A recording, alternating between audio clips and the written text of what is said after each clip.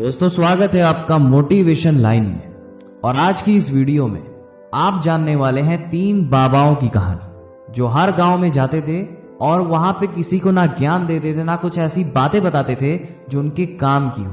वो किसी भी गांव में जाते थे तो गांव के बीचों बीच खड़े होके जोर जोर से हंसना चालू कर देते थे और उन्हें हंसता देख लोगों की भीड़ लग जाती थी और ऐसे देखते देखते पूरा गांव इकट्ठा हो जाता था। लेकिन उन तीनों में एक ऐसी यूनिक चीज थी कि उनके हंसने का जो तरीका था वो इतना ज्यादा प्रभावी था कि उन्हें देख लोग भी हंसना चालू कर देते थे और देखते ही देखते जितने भी लोग वहां थे सभी हंसने लगते हैं और देखते ही देखते सारे गांव वाले चिंताओं से मुक्त होकर केवल हंसने में बिजी हो जाते थे।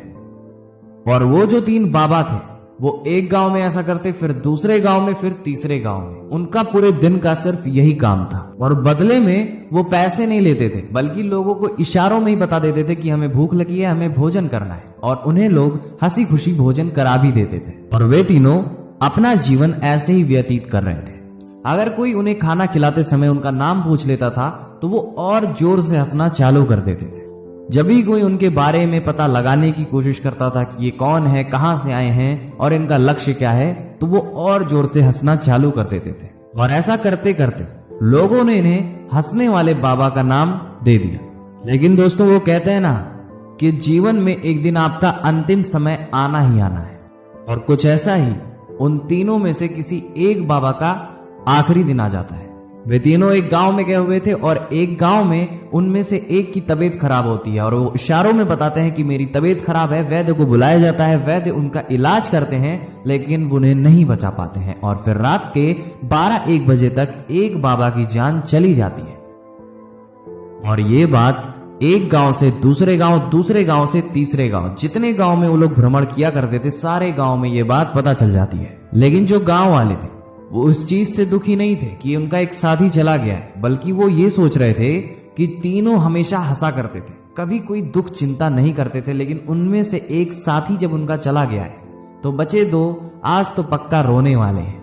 और किसी ने भी उन तीनों को कभी रोते हुए नहीं देखा था, पर आज सबकी इच्छा थी कि उन 2 व्यक्तियों को, 2 बाबाओं को रोते हुए देखना है अपने साथी के लिए। और जैसे ही सुबह होती है सारा गांव इकट्ठा होकर उनके पास आने लगता है, इसलिए नहीं कि तीनों की मौत का शोक मनाने, बल्कि इसलिए कि उन दोनों को रोते हुए देखने के लिए।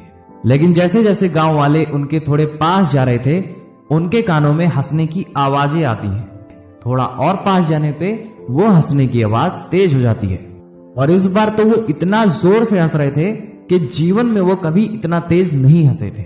बगल में उनके तीसरे साथी की लाश पड़ी होती है और बगल में वो दोनों खूब तेजी से हंसे जा रहे हैं जैसे कुछ हुआ ही ना हो। ये दृश्य देखने के बाद गांव वाले हैरान रह जाते हैं और उन्हें समझाने लगते हैं कि आपका एक साथी चला गया है और आपको कोई फर्क नहीं पड़ रहा है, आप लोग कितने निर्दयी हैं, आप लोग इमोशनलेस हैं। वो दोनों बाबा आज तक एक भी शब्द नहीं बोले थे, लेकिन आज वो अपने मुंह से बोलते हैं। वो कहते हैं कि हम तीनों में शर्त लगी हुई थी कि हम तीनों में से जब भी कोई एक दुनिया छोड़ के सबसे पहले जाएगा तो हम दोनों हंसेंगे, रोएंगे नहीं। और हमारा ये साथी ये शर्त जीत गया है, हम अपनी हार पर और उसकी जीत पे हंस रहे हैं।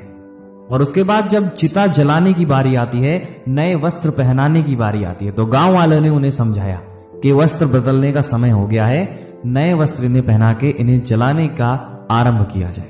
और ये बात सुनते ही वो दोनों बाबा कहते हैं कि नहीं, इसके लिए भी हमारे तीनों बीच में बात हुई थी।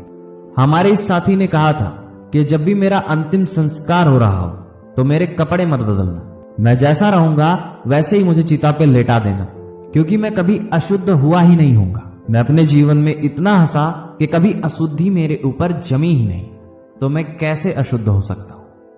ये कहानी दोस्तों छोटी सी है और हो सकता है बहुत लोग को समझ में ना आई हो, पर इस कहानी का सार जो है वो बहुत ही प्यारा है। इस कहानी का सार है कि जीवन में हमेशा हंसते चलिए।